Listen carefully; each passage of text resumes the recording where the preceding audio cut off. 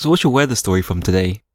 Well, because it's been raining so much in Hong Kong, like really weirdly on and off raining, like it's completely fine, and then suddenly, like it's blasting down rain, and then it's completely fine again.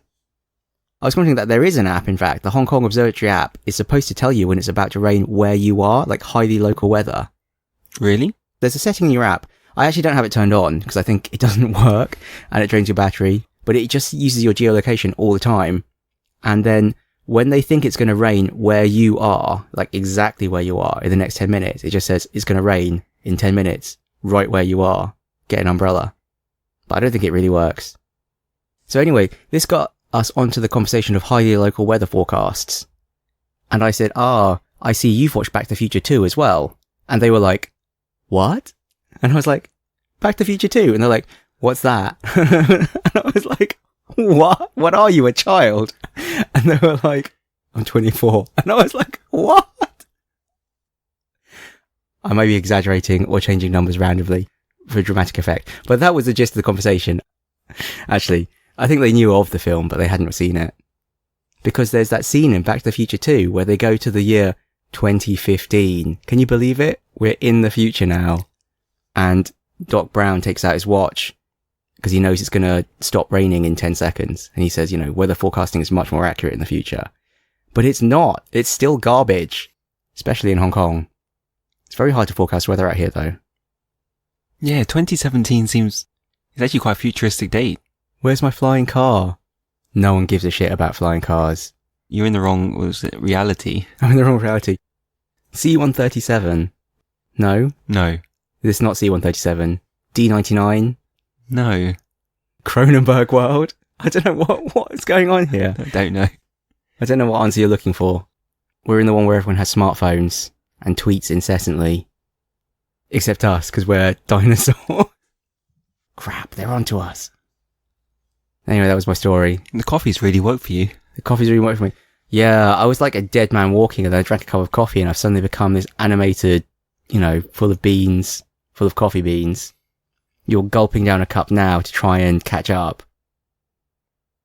I don't have that Nurofen. Yeah, the Nurofen cold and flu as well. It's a wonder drug. I'm having to smuggle it into Hong Kong because they don't sell it here. Well, they do sell it here, but I think it's prescription only. Or you have to go to the pharmacy and, slip them a 50. 50's okay. 50's okay. Yeah, you're right. What's a 50? It's £5. I've never been, but I've heard there's this pharmacy called Fanda, and they will literally just sell you anything. Like, you can just go there and say, oh, I want this prescription drug, and they'll be like, okay. Okay. I did think about going there and trying to buy the drug that means you don't have to sleep. Because I think most of my problems, this is like, maybe this is projecting, most of my problems are due to my lack of sleep. So, the solution to these is to take medication so I don't have to sleep anymore. Right? I feel you're onto something. You're onto something. I mean, I do know that most people would think the solution is probably to get more sleep. But then I just lose all these hours. I need them. I need them for more chicken dinners on PUBG. You believe that having more hours will give you more chicken dinners rather than being more well rested? I don't know. I don't know what I would use the more hours for. It's actually not many more hours because I keep just not sleeping. That's the problem. Do you know what dabbing is? It's that dance move? Yes, it is. But you can use it to punctuate a statement, apparently. I don't know. I've never been dabbed at. You just dab at others. Fine. Just this week I've been obsessed because I believe that there are people in bars and pubs just dabbing at each other.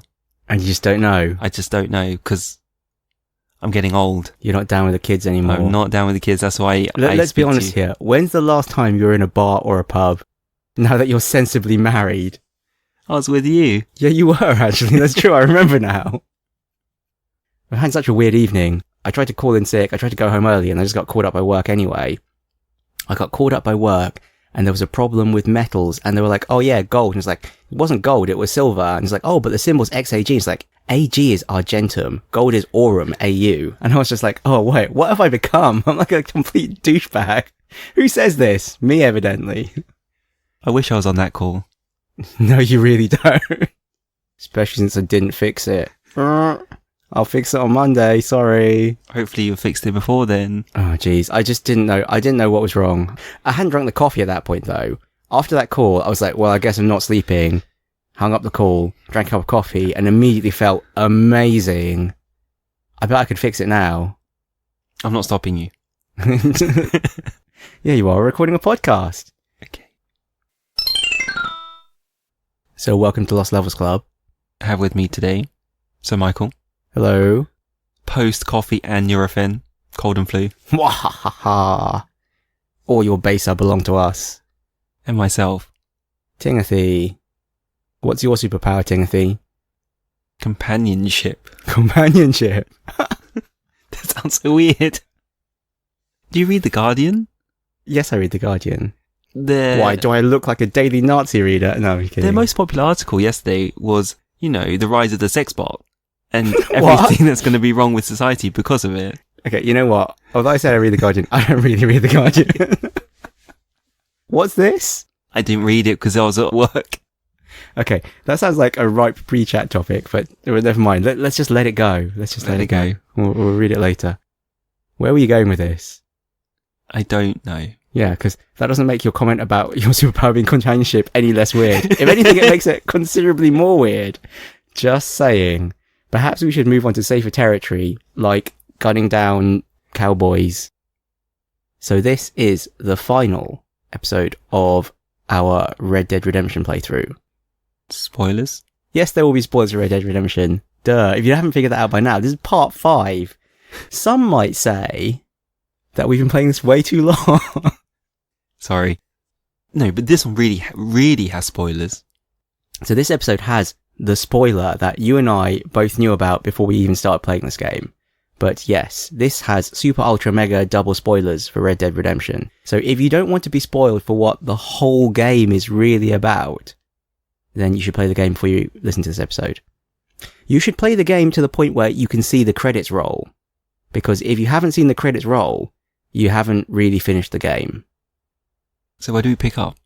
I think we pick up where we left off last time, which is we just killed Dutch and we're riding home to our family. And I said last time that the music didn't have any lyrics, but it turns out that's because I hit a bug. So after you kill Dutch, when you regain control of the character, you're already sat on your horse and you're supposed to just ride back to the farm. But I saw some flowers and I was like, ooh, flowers. And I got off my horse to pick them and then whistled to my horse. And apparently that triggers a bug where it doesn't play the music. So I missed out on the music. Whoops. You, I'm guessing, didn't trigger that bug, but just probably had the sound turned down because you don't care about music? I know I switched off the PS3. I was like, I'm done. I'm going to have a break. Wow, so neither of us experienced this music. Nope. Okay, too bad. Well, whatever. Maybe it was really poignant for the rest of you.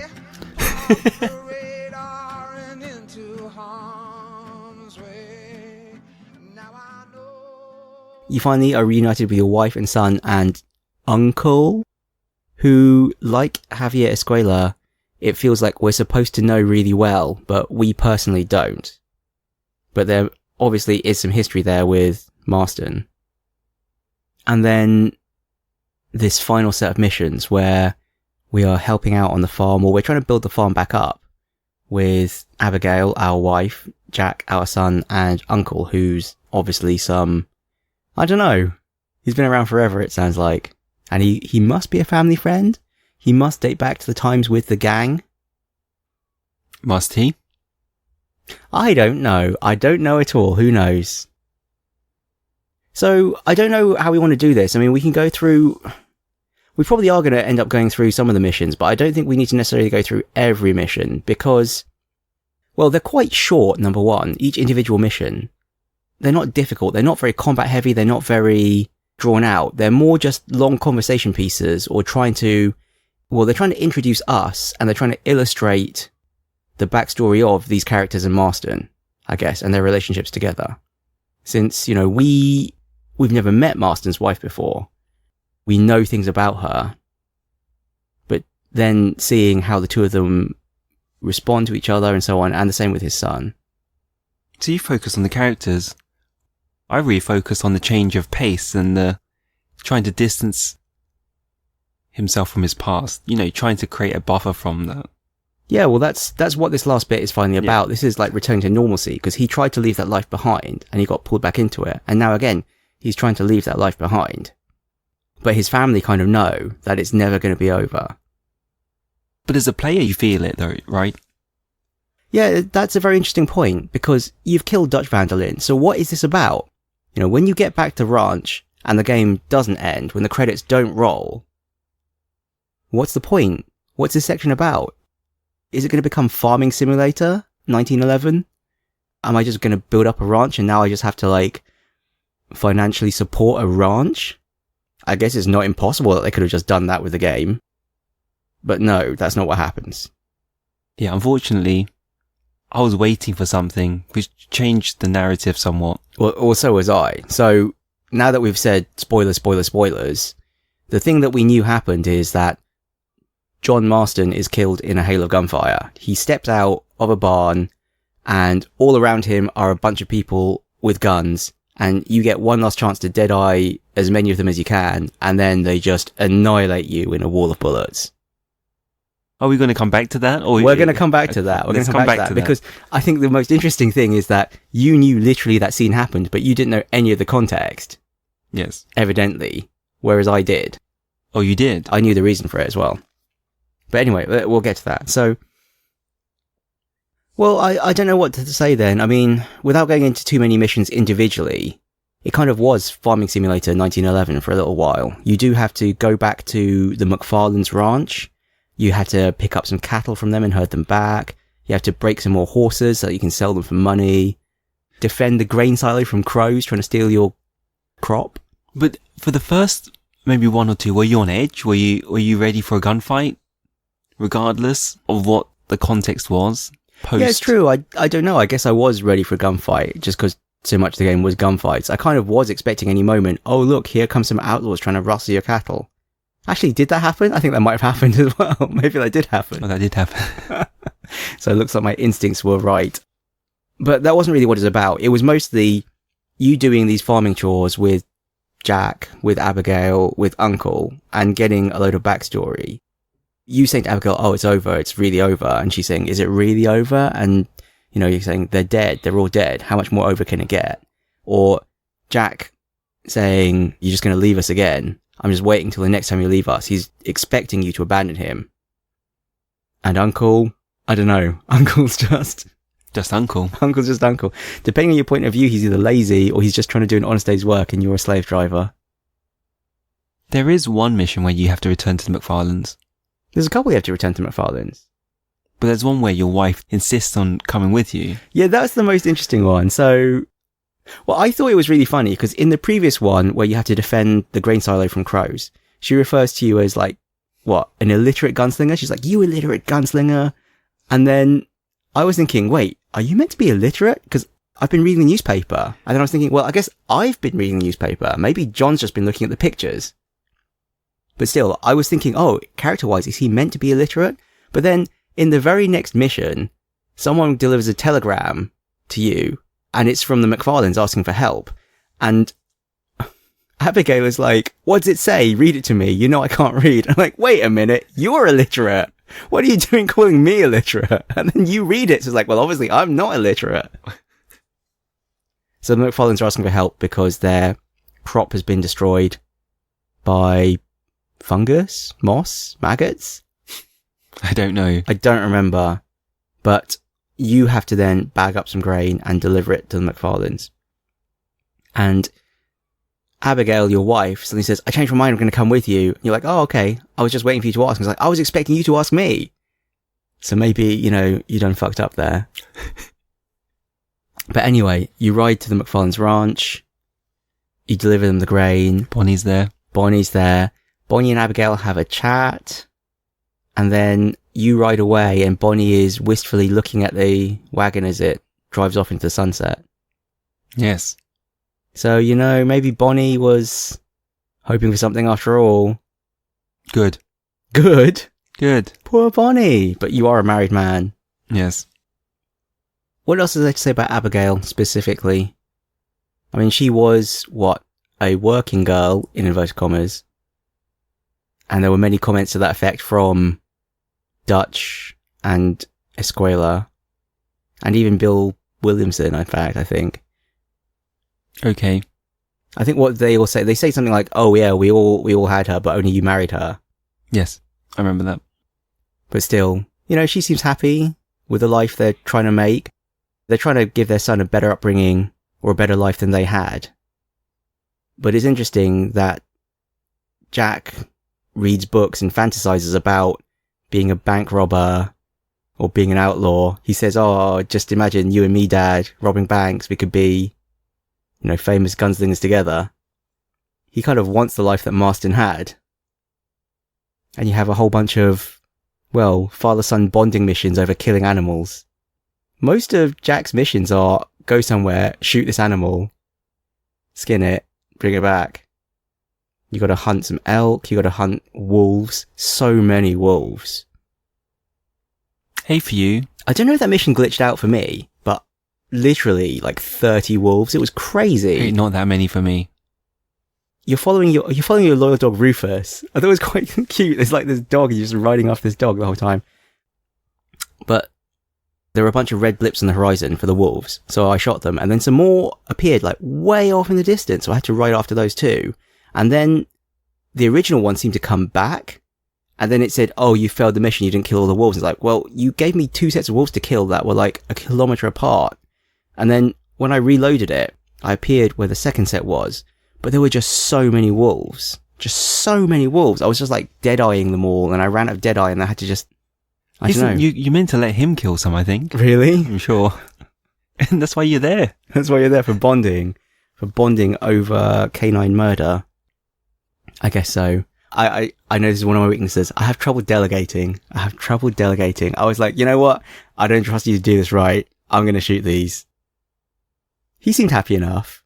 Actually, you know what he didn't seem happy about? He kept saying, come on, Pa, when are we going to go? Because I just decided to skin like 30 wolves afterwards.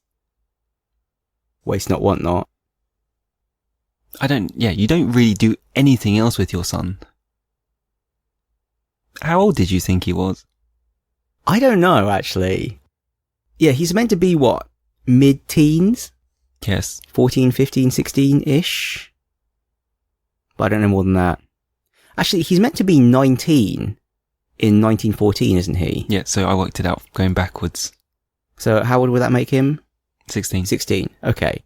16, that's less scandalous, I guess, because when he goes out to hunt that bear on his own, and it all goes horribly wrong, so you have to rescue him from a bear, and he is all bruised and bloodied. And then after that mission, I don't know if it was a glitch or not, but he just seemed to stand there at the ranch, smoking and looking bloodied for the next, 2 missions I did with Uncle. He was just literally just, standing outside, still, really battered and bruised, and just smoking a cigarette for, 2 in-game days, basically.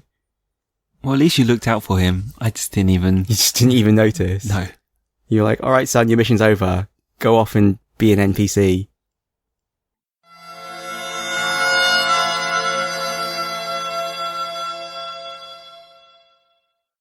Oh, I'm thinking other random things that happened to me. The penultimate mission for me was the one where I had to herd the cows to pasture with Uncle. That was weirdly hard. Did you find it really hard? The horses one, or the cows one? Oh, you know what? I don't even remember. I think it was the cows one. Breaking the horses was hard. Is that because you've just forgotten how to ride? I did it really easily. Don't know. Maybe the horses I chose were harder to... Did they just keep throwing you off? Or? Yes. Okay, I don't know. I just didn't find it that difficult. I found it quite unremarkable. I think the only comment I wrote was, breaking horses, meh. But the cow herding one I thought was much more interesting. Because, well, number one, when you saw the train robbers, did you try and stop the train robbers, or did you just focus on the cows? Try and stop the train robbers. Did you not notice this? There's a bit in the mission where you're herding the cows to pasture, and a train is coming past, and a load of outlaws appear and try and rob the train. And you get the option to try and stop them. I see what you mean. I ignored them. I ignored them too. Yeah. Yeah, because, I've left that life behind. Yes. Good. Okay, so we're both on the same page here. I mean, it's kind of bad because we don't know what happens if you try and stop the train robbers. But, yeah, these cows are my life now. Yes. That's right. And then afterwards, I was riding back to the ranch and I saw a boar and I was like, oh, I need a boar for Master Hunter. So I shot the boar, and as I was riding up to skin it, I heard a growl and boom, cougar comes out, murders my horse. I managed to dead-eye the cougar, as you do. And then I skinned the boar, and then I skinned the cougar, and then I skinned my horse, and then I summoned another horse, and just as I'm getting out on the horse, there's a growl, and another cougar jumps out and just kills this horse too, right next to the first one. And I had to kill them both, and basically it was just like an action replay. I just had to do the whole thing again. Went and skinned the cougar, and I went and skinned the horse, and I summoned another horse. Luckily, this time, another cougar didn't jump out, but I thought it was pretty funny. I had two like back-to-back cougars and two dead horses on top of each other. You must have hit on a spawn point or something. Yeah, it must have been. That's why I was thinking, is this going to happen again? Am I going to just have infinite cougars? Is there anything more to say before we talk about the last mission? I'm ready to talk about the last mission. Okay, so the last mission, the last enemy that shall be destroyed, starts off more father-son bonding with you and Jack. You're commenting that he's, good with woodworking tools. And he makes some comment about, is there anything you don't like shooting? Yep. This is before there's anything well, this is like suspicious happening. A happy family scene. You can see that Jack has kind of warmed to you a bit. You know, you've made it clear to him like, oh, I'm not going anywhere, son. I'm not going to abandon you again. And he's also gone from calling you sir to calling you pa. Because the first few missions with Jack, you know, he calls you sir. It's all very formal. Yeah. And now, you know, maybe things are a bit better. But in the background of the scene, you can see Uncle walking in with a rifle strapped to his back. And he calls you outside and he hands you a telescope. He says, take a look at this. And then immediately you're like, Jack, get inside, lock the door, don't let anyone in. Don't come outside no matter what you hear. Thus begins some huge onslaught of soldiers trying to kill you. So basically, they send the army after you. Yeah. So you already knew about this? I knew that these were the people who kill you at the end. I didn't quite expect literally the army to come after you. I didn't expect you to literally single-handedly kill basically a battalion of soldiers or something. I didn't know what was happening. I would say I still don't know what really happened. You and Uncle hold off this onslaught of soldiers, and then Uncle gets shot, and Jack runs out, and Jack's like, they shot Uncle! Ah! But he makes no comment of the fact that you've literally just killed like 30 people. They tried to shoot us first. Yeah, you know, it's fair game. Well, they really did this time. And then Jack is then helping you defend, and he's shooting soldiers too. And then you have to hold the soldiers off as they're trying to kill Jack and Abigail. What do you do? You run over to the barn or to the stable? Well, you get the choice of either just running up to them and defending them close up, or you can actually climb up the grain silo where the ladder has finally been repaired, and you can snipe down from that. What did you do? I tried sniping, but I wasn't killing people fast enough, and Jack got killed, so I had to redo it. And the next time I just stood next to them and was just much more accurate with my gunfire, so it was fine. Yeah, I mean, compared to some of the other missions, I don't think it's that hard. I mean, it's not that easy either, obviously, but you've got pretty powerful guns, so you can one-shot most of the enemies. It's not that difficult. Yeah, and then what? You eventually end up in the barn. After Abigail and Jack make their escape? Well, Abigail and Jack are in the barn with you, but okay. Yes, you put them on a horse, and you tell them, just ride and don't look back, and you send them off. I mean, this is kind of some cinematic license here, because they haven't really surrounded the barn. If you wanted to ride off too, you totally could have, or you wanted to sneak away or something, but that's not your style. And also, character, plot-driven wise, this is the thing, you know, when they said, is it over? No, is it really over? And you say, oh, they're all dead, how much more over can it be? Well, there's one member of Dutch's gang that's still alive. You. So if it's not over till they're all dead, you kind of know that they're never going to let you live. You can run away, but they're going to try and kill you again. Your family's never going to be safe until you're dead as well. And so that's why you go out to face the music / large number of bullets. That didn't occur to me. Did it not occur to you? Only right now did that occur to me. Because you knew this is how it ended, right? But you didn't know that it was the army, or at least it was the people you'd previously been working for, Agent Ross and the agency, and by proxy, the army. I didn't know this. Yeah, because you thought it might have been, what, Ray's rebels? Yeah, or the Mexican army, not Ray's rebels, but whoever's on the other side of Ray's. Oh, the Mexican army. Yeah. Okay, I can see that it does kind of make sense. That's what I thought. But the Mexican army killing a US citizen on US soil, I mean, that's kind of asking for trouble. I thought I had a fair deal with Ross. Well, it turns out he's a snake. So let's talk about that last scene where you step out of the barn and there's 30.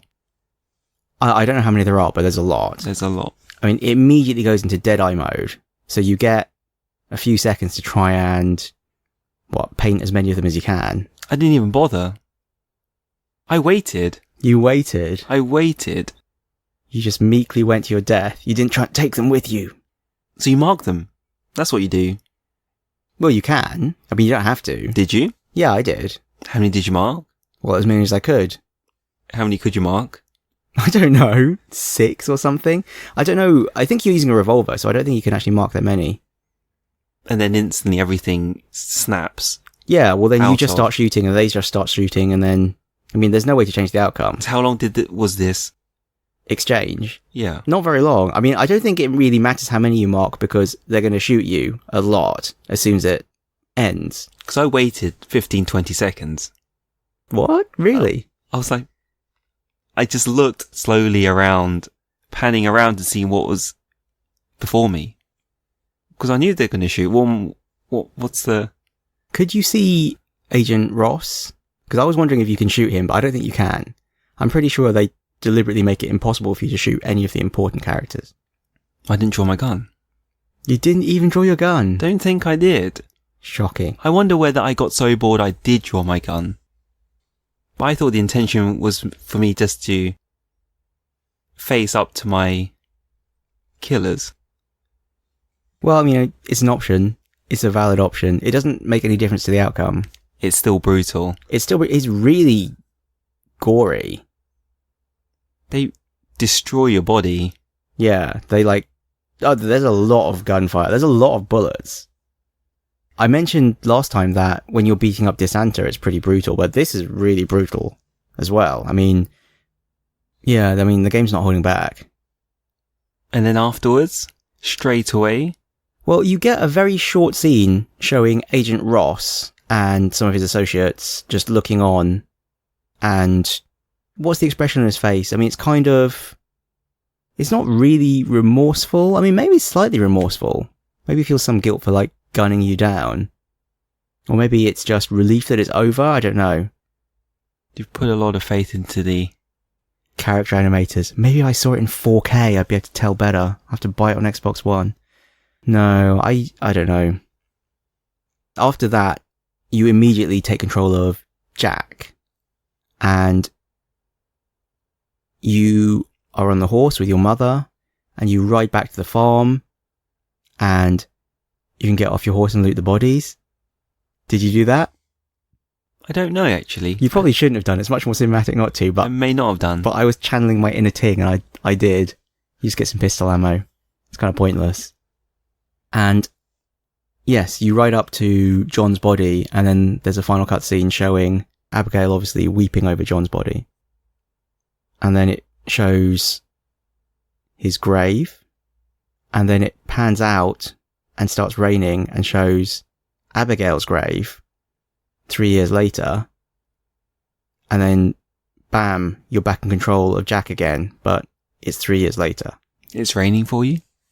Oh, maybe the rain was optional. It was raining for me, yeah. I don't believe it was raining for me. Okay. Well, either way, it pans over the graves and you take control of Jack. The rain made it very cinematic. I don't know, I've just had very cinematic rain. Maybe it's just been lucky for me. So what does happen next?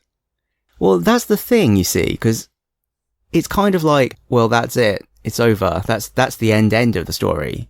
Now you're Jack. And you can carry on just finishing off stranger missions or whatever.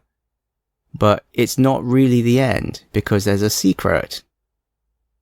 I just wonder how secret was the secret. There's no indication that it exists, is there? It comes up as a stranger. Well, it comes up as a stranger when you get nearby, but it's just a stranger mission. There's nothing to indicate that it's more important than your average stranger mission. I think it was a stranger even from a distance. Okay. I don't know. For me, I still had the Prohibitionist on the map, so it just looked like another mission to me. Because I wouldn't have known where to go. I just went to the stranger because it was there. And I like doing stranger missions. Okay, so it was a coincidence that you did this?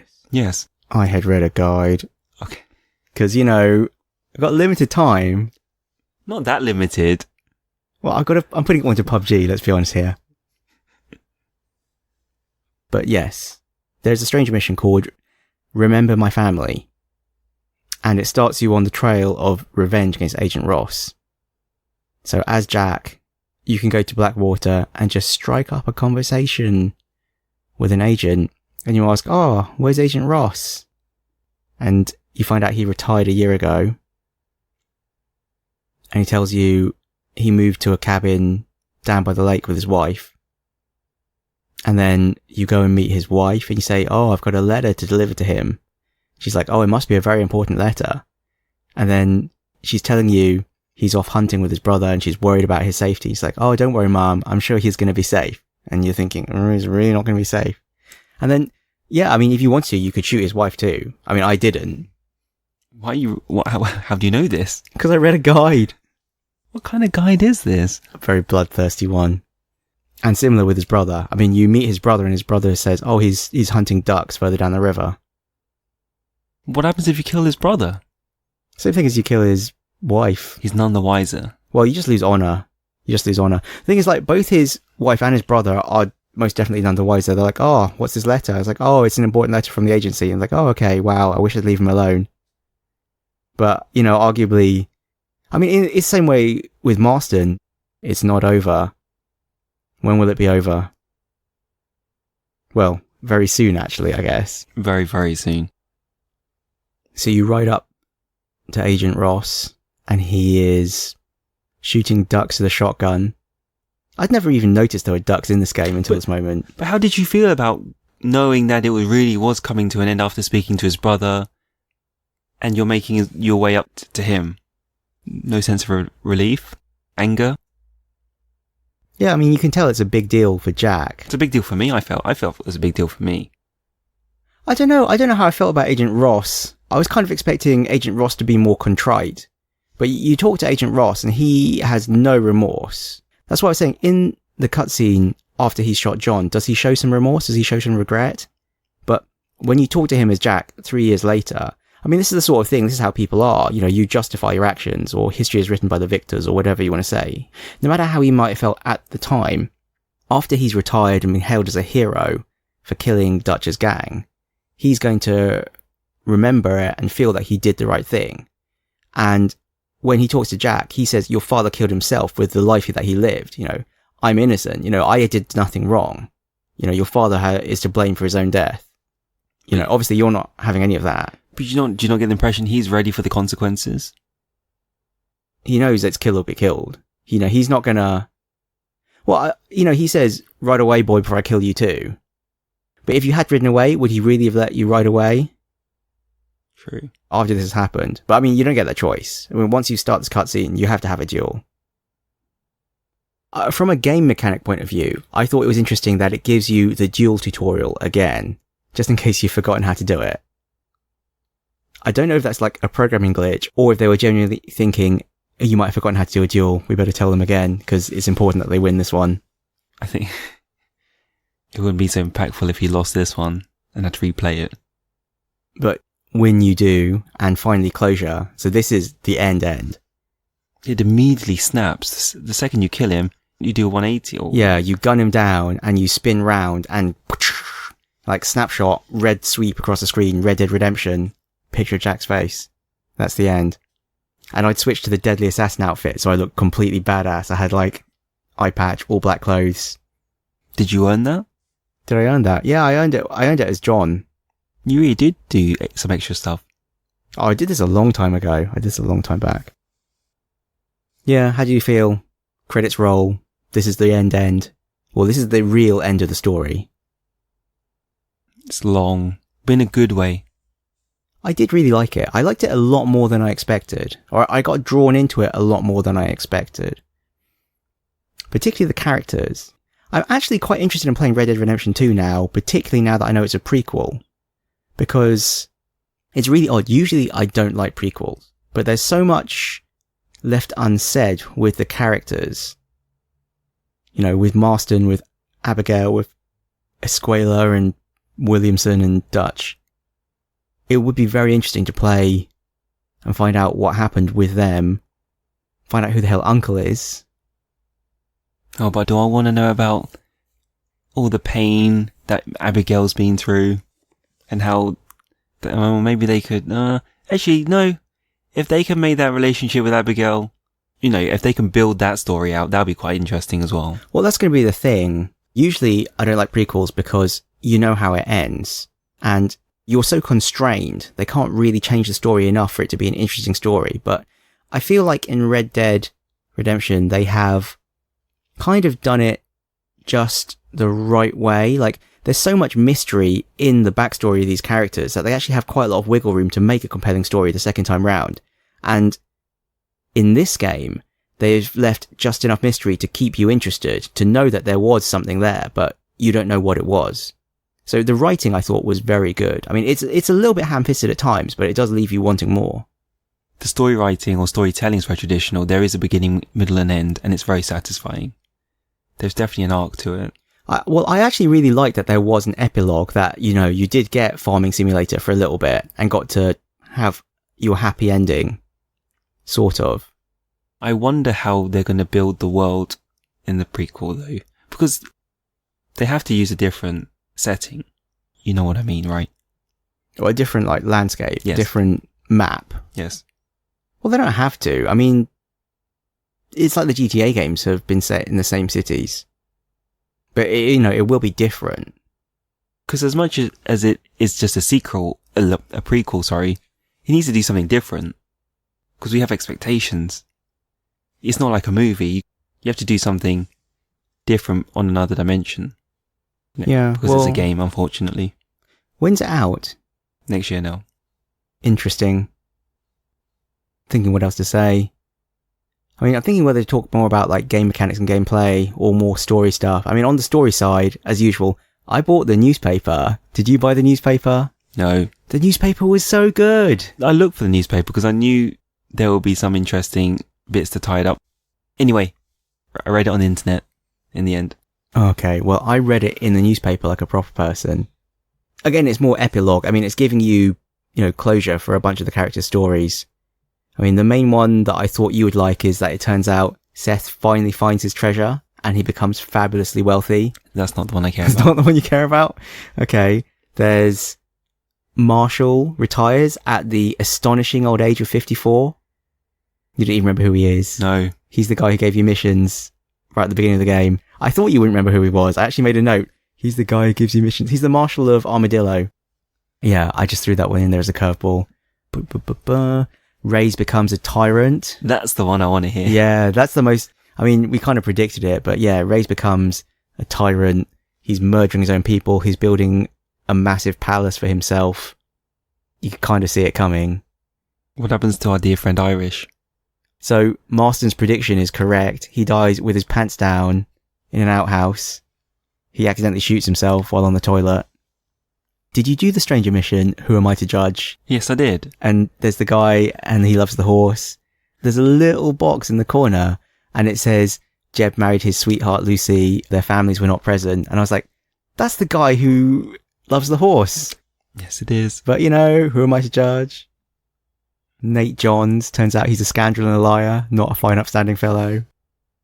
Oh yes, Landon Ricketts dies of old age, peacefully in his sleep, and Harold McDougal is expelled from Yale after a drunken brawl. A drunken brawl, though?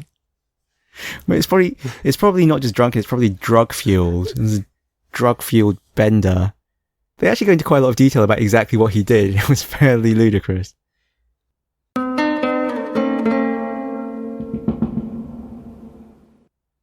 It's nice that you can still ride around with Jack and see the world 3 years later. They haven't actually changed it that much, really, or at all, in the world map kind of sense. But it was a lot of effort to do this. There's a lot of craft in it. Because they had to record so much dialogue for Jack as well. Like all the stranger missions, I think you can do them as Jack if you haven't already done them as John. Or even if you start them as John, you can finish them as Jack. So, to give a concrete example, last time you mentioned The Prohibitionist, and you said you'd wait to talk about it until I'd done it. So now I've done it. So I started this one with John, and how does it work? There's a guy standing outside a bar, and he's espousing the evils of alcohol and calling for prohibition. Yes. And then you go across town and meet another guy who is saying, you know, oh, well, I run a chain of bars, and this guy's bad for business. And he's the patsy of this other guy who's trying to enact prohibition just so he can sell personal gin stills and make a fortune. And so John is like, wow, I don't know which one of you is worse. You're all terrible people. So you have the option of either warning this guy who's standing outside the pub shouting. Is that Abner? Abner, yeah. You can warn him or you can kill him. Which did you do? I warned him. You warned him, and what were the consequences for warning him? The cost of overnight stays at bars and also alcohol was doubled. I think just like literally house prices just double. It was actually quite a strict penalty, really. Though it's right near the end of the game, so you've probably bought most things by this point anyway. Everything's half price when you have full honour. True. So in the end, I guess it just cancels out. What did you do? Well, I'd been reading a guide, so I knew what would happen if I warned him. When did you start reading guides? And when was it okay? When was it okay? Yeah, it's true. When did I start reading guides? It's very odd. I'm sure you'd have judged me. For this playthrough, these last 2 sections, I've actually just been reading the IGN wiki. You just want to speed. Yeah, it's because I've been cramming my homework. Sorry. I'll do better next time. It's because I've had like 6 hours to play on the weekend, but I just spent the whole 6 hours playing PUBG instead. And I've had to fit this in during the week. But anyway, yes, I knew that if you warned him, it doubled the price of everything. But if you kill him, it halves the price of everything. And you know, that's quite a good deal, really. But there's a cost to killing him, right? Well, you lose some honour, but there's a bandana for that. And the police will be after you. But you can shoot him from a really, really, really long way away, and then the police won't be after you. He'll have just randomly died of bullet-related heart failure. You're that accurate, are you? With a sniper rifle, yes. So, I actually didn't do this as John, because I'd kind of been role-playing, you know, I've left this life behind. I'm going to be a good guy. But Jack, on the other hand, wants life excitement. He's going to get vengeance for his father. He's going to be an outlaw. So, once I had control of Jack, on the way to pick up Remember My Family, I may have sniped him from out of town with a bandana on. You've decided his future. Well, I was going to get vengeance anyway. You know, once you're going to kill a guy, you may as well... Kill 2. Kill 2, that's right. Actually, funnily enough, I actually failed at this mission a couple of times because I wasn't quite sure how far out of town I had to stand to be able to shoot him and not have the police after me. So, one time I shot him and the police were after me and I was like, okay, right, got to run to the telegraph office and pay off my bounty. But when you go to the telegraph office and the police are after you, you can't pay off your bounty, you have to lose them first. And then they all just burst in and I was just like, well, I guess I have to shoot you now. So I was just shooting police and my bounty was skyrocketing into the hundreds and hundreds of dollars. And eventually I just got overwhelmed and died because I refused to run away. I was like, no, I'm going to stand my ground. I'm just going to kill all of you punks. But that doesn't work. That doesn't work. And the game reloaded and then it was like, oh, okay, I'll be a bit more careful this time. Anyway, so yeah, I shot him. I got the half price discount. Did you make use of it? No. It's the principle of the thing. Yeah. It was interesting going up and finishing the stranger mission as Jack, because he was like, oh, I took care of that guy for you. He was like, I don't know who you are, but thanks. So there you go. Did you do Daedalus and Son? I did not. I probably should have done. So after collecting all the feathers, and beaver fur, and something else, which I forget. He drives, test pilots his flying machine, but he just leaps to his doom, and he just crashes to the ground. Is it poignant and sad, or is it just comedy? It's comedy. It's comedy. I thought it was really comedy. I'm gonna have to watch I this. saw it coming a mile off. You walk up to the cliff edge, and you just look down, and you see the remnants of the flying machine and his body, and you think, I can't even bother to go and check you out, like, go and loot your body. It's just so sad. Especially after all that effort of collecting the materials for him as well. So what you're saying is that I saved his life by not finishing this mission. Yes. Well, you've just delayed his death. So our kill cam from Stranger Missions, I may have killed this prohibitionist, but I haven't killed the flying machine man yet. Did you bother with the hideouts? I did the hideouts if I happened to be riding past. I didn't seek them out. I think I did do Twin Rocks, which is the one you want to talk about. Did you lose 200 honor for not saving the daughter? I think I did. Because it was just unexpected. I just walked around the corner and I was like, huh, what? And I just wasn't ready. I think my Deadeye meter had been exhausted because I'd just been Deadeyeing everything. I felt wronged. That wasn't part of the deal. Yeah, it's like, I wasn't expecting this. Yeah, if you told me there was 200 honor at stake, I wouldn't have bothered. I wouldn't have bothered. I would have tried harder. Okay. Gaptooth Breach, or... Yeah, I did that one as well. That was a weird one. You had to go into the mine. This is the one where there's a treasure hunter, right, or something, and he went to go in, but then bandits kidnapped his friend, and then you go in and rescue his friend. But then, did you notice this? His friend sits down on a box of dynamite and says, oh, don't worry, I'll catch up with you. And you walk around the corner and you hear an explosion. And when you walk back, his friend is not there and neither is the dynamite, as in his friend blew himself up with all the dynamite. I didn't notice this? No. Okay. I did come across one moment where there was really emergent gameplay. Maybe I have very low expectations. So I had this lady run over and say, oh, my carriage had been ambushed, or I need help. So I run over and I can see the carriage and it's been overturned and there's a grizzly there.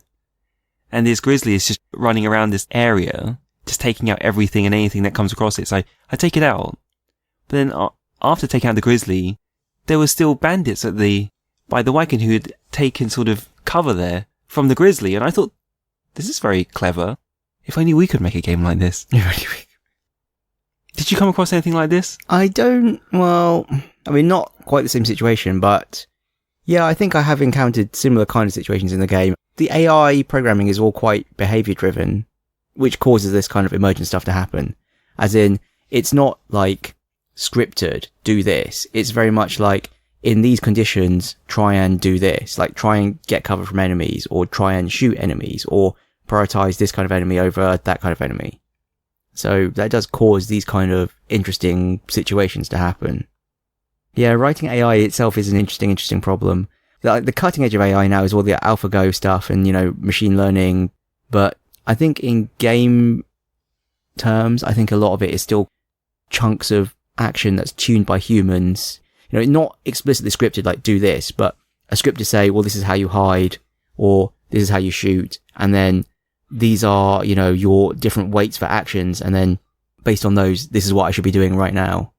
The example I always recall is the one with the emergency services in GTA, where they just keep trying to save someone who gets run over, then someone else gets run over, and then another ambulance comes, and it's just an endless cycle of people trying to be saved, but then the paramedics will start getting run over as well. You can't save them all. I think a lot of these systems probably are quite fragile, but usually, they get garbage collected. Like, you ride out of the scene and it just tidies itself up in the background. Because if you try to run this level of AI on a large scale, the whole thing would just fall apart in total anarchy and madness. That's why games like Dwarf Fortress are quite interesting, because they really are running this kind of emergent behavior AI all the time. And there's no garbage collection, there's no cleaning up and resetting the state. You have all these dwarves and they just do what they think is right all the time. And it works, and weird stuff happens. So maybe that will be the next step for this sort of game, if they can make a simulation that's stable enough for that. Imagine the madness of Dwarf Fortress in a world as detailed as, a GTA 5. I think I need to appreciate the madness of Dwarf Fortress first. To be fair, I've never really played Dwarf Fortress. I've tried. I did try, and I just got really confused. And I was thinking, wow, I don't have time to do a degree in Dwarf Fortress. Did you have coffee that day, though? I had coffee that day. Yeah, but seriously, you need to probably put in as much effort as an undergraduate degree to be able to play Dwarf Fortress. That doesn't sound fun. But I think it's very rewarding once you've got it. I find it more interesting to either watch tutorial videos on Dwarf Fortress where they explain just like one of the mechanics and be like, whoa, or listen to people's stories of their forts. Because there have been quite some interesting write-ups where people will show, screenshots of things that have happened and explain stories of this is what happened to my fort. Like, this is the time elephants invaded, or this is the time all my cats died in puddles of vomit due to a bug. Emergent behaviour wise, I'm just going to tell some story that I heard in another podcast. Cats will try and clean their paws if they walk through like something, cats will just lick themselves to clean themselves. And then they introduced an update where they introduced taverns and dwarves would be quaffing, tankards of ale. But if a dwarf has to do something else, he would just like drop what he was doing and walk off and do it. So they'd be just dropping tankards of ale and there'd be puddles of ale on the floor. And cats would walk through these puddles and then try and lick themselves clean. But there was a bug in the quantity of alcohol that they consumed. So instead of consuming just like a minuscule quantity of alcohol from licking, the residue on their paws, the game thought they had just literally just quaffed a tankard of ale, and the cats had very low alcohol tolerances and just would just immediately vomit and then die of alcohol poisoning. So an interesting story of unintended emergent behavior in Dwarf Fortress. And obviously they fixed it and now cats just get very slightly buzzed when they lick their paws. But, everything in Dwarf Fortress, they try and put together lots and lots of systems and just hope that something comes out at the end. Well, they're not just hoping, obviously, they're tuning it quite a lot. Anyway, that was a random aside.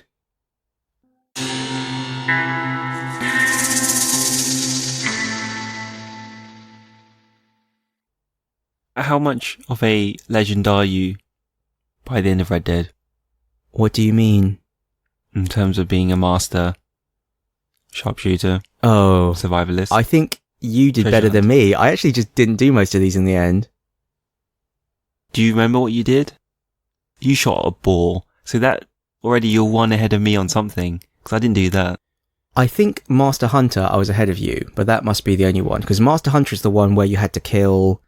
Or maybe it's Master Survivalist? Oh, I don't know. The last one I did was where you had to kill and skin wolves with melee. And then the other one I had to kill a bunch of coyotes without taking damage from them. But they were actually two different sets of challenges. I didn't realise. But you had the boar. I had to kill a boar, but I had to kill some other things too, and I didn't have all of them. So I never got to the point where you had to kill cougars or kill bears. Okay. Or even kill the legendary animals. Actually, speaking of killing animals, did you kill any buffalo? No. No, I didn't either. Nastia says no. Yeah, exactly. They're precious. Yeah, I left them alone too. I did ride the train to kill some birds on a moving train. Did you bother with the train? I did not bother with the train. I don't think I actually got that high in sharpshooter. Or maybe that was the next rank of sharpshooter I had to do, and I just didn't bother. I don't think I paid the train fare, so I'm glad about that. What, because it was bad? No, because I don't like paying for things. It's like paying for the paper. I don't like paying. Did you ever have to pay off a witness to a crime? How do you do that? I did this several times. Several times I would open a box and then someone would be like, oh my god, and then they get a little eye icon flashing on them and you can run up to them and pay them off and they won't report you to the police. But you just open a box. Well, I was opening a box inside a church and losing the donation. I didn't realise that was what it was for. It was actually one of the things I had to do to get the Deadly Assassin outfit, I think. It said search this place. So I went there and looked in a box. Like a normal box, or does it look like a donation box? No, it looked like a normal box, which is like a chest. I was seeing that all over the place though. Yeah, similar. And I also did it once in the tailor, and again someone saw me through the window and they were like, oh my god, and they were running to the police and I had to pay them off. Maybe I just didn't hear them. Dunno. Yeah, if you're playing with sound down. But I got $25 from the box and I had to pay them off $5, so I came out $20 ahead. So one more thing I noted down was the trophy percentages for finishing Remember My Family and The Last Enemy That Shall Be Destroyed. So it's 23.7% have completed the last main mission, but only 16.9% have finished the Stranger mission, which is Ross's death. That's the thing, it's kind of an Easter egg. That's what I'm saying. You know, it doesn't say, hey, there's one more mission here. And I think that makes it more special. I think that makes it better. It's like a secret. It's like it's there, but there's nothing to, in your face, say it's there. And I think it's great. I think this is what's missing from a lot of games these days. You know, they're trying to shove all the content in your face to make sure you see it. You know, it makes it way more surprising and way more memorable when you're like, wait, I can get revenge against Ross? One thing I did notice is that you don't do anything to Fordham, the other agent who accompanies you, but I got the impression that he is meant to be more sympathetic to Marston towards the end, and then apparently he's not actually present in the mission where they gun you down. Interesting. Yeah, though I didn't really personally check that. This was in the guide. Alright, let's wrap this up. Some choice stats. Okay, are we going to do this like top trumps? How do you want to do it? It's not like that though, is it? It's not competition. Well, I think we should go through them one by one though, because otherwise no one's going to remember what we had. I mean, like the headline stat, percentage completion of the game as a whole. I had 78.5. And I'm slightly behind on 78.2. So we both did a decent chunk of the game, but we didn't 100% it. Game time, mine was 1 day and 4 hours and 7 minutes. So mine's 20 hours and 39 minutes. So you played about 8 hours more than me. Yes. Not surprising, really. But in game time, I played 47 days, whereas you only played 40. Yeah, so does that mean you're sleeping a lot? Yeah, I think I slept a few times to just advance the clock. And I think that's mostly because I was in the wrong time to do missions sometimes. Like, I'd arrive and it would say, oh, you know, come back here between the hours of... And I was like, okay, fine. I would just go to a hotel and do a save. Not because you're fast travelling all over the place. Maybe that too, actually. I did do a lot of fast travelling. I thought we could have had interesting stats for the crimes committed, but no. Yeah, because I essentially committed no crimes other than, you know, the one you have to do for that mission right near the beginning of the game. Although, as I said, I actually committed quite a lot of crimes. I was just either never caught or I was really caught and had to reload my save game. So nothing in between. Nothing in between. I assaulted 2 officers of the law and that was it. Do you remember how you assaulted them? Ran them over. Okay, the next one is my favourite stat. So how far did you travel by horse? 318 miles. So by contrast, I travelled about 160 miles by horse, but I also travelled 160 miles by foot. And it's like really perplexing. So did I actually just run around most of the game? I don't remember running. Our theory is that this must be the fast travel. Like, I think if you make a campsite and fast travel to somewhere without having immediately summoned your horse beforehand, the game must count that as you travelling there on foot. That makes sense. But it's still interesting that stats-wise, it appears I walked half the game. I captured the deaths from falling because of your numerous stories. I thought this could be an interesting figure. Of riding off a cliff. Yeah. It turns out only 2 deaths from falling and 2 deaths from falling on a horse, which is actually kind of in line with yours. So I fell to my doom 3 times and I fell to my doom once on a horse. Again, there's a really bizarre stat of mine, which is I apparently survived a fall of 325 feet on a horse. I mean, number one, I find it kind of odd that this gets a separate stat. But I just don't understand. 300 feet is a long way. That's like 100 meters. That's a lot. How would you survive a 100 meter fall? I mean, the only thing I can think of is, did I actually just like ride off a cliff one time and slide down the cliff and it counted as a fall? It's still a long slide. Anyway, I don't really understand what's up with that stat, but, you know, the numbers don't lie. That's your superpower. We killed about the same number of people. Give or take 100 people. You know, like, once you've killed over 900 people, 100 people is not a big deal. Yeah, you killed 1,011. Yeah. I killed 927. And how many of them were civilians? 30. I had 25. Oh, does that make me worse than you? Depends what you're measuring. Evilness. Awesomeness. Then you are doing Cash better. Efficiency. Then you're doing better than me. And then one stat that kind of sums up our difference in playstyle So, objects hit with Deadeye. 98 objects hit with Deadeye. Okay, and then for me, it's 708. So I really did use Deadeye a lot more than you. You had 17,300 pounds of meat harvested. I thought that was a lot. Even I managed 11,000-ish. I mean, it is a lot. Did you sell any? No, I didn't sell any, so I'm just like, we're both carrying just like, what, half a ton of meat basically in our backpacks? Rotting meat at that. Rotting meat, yeah. I'm disappointed that I killed 64 domesticated horses. And I only killed, what, 78? Barely more than you. Yeah. I think a more interesting stat would be how many times we accidentally killed our own horse. But isn't that what this stat is trying to say? No, I think this is when you've killed other people's horses too. Oh yeah. That's true. I don't know. I think it's probably less than a dozen times. Still less than like a dozen times that I killed my own horse from it accidentally wandering in to the line of my Deadeye, or me jumping off my horse and using it as cover. Okay. We should sum up.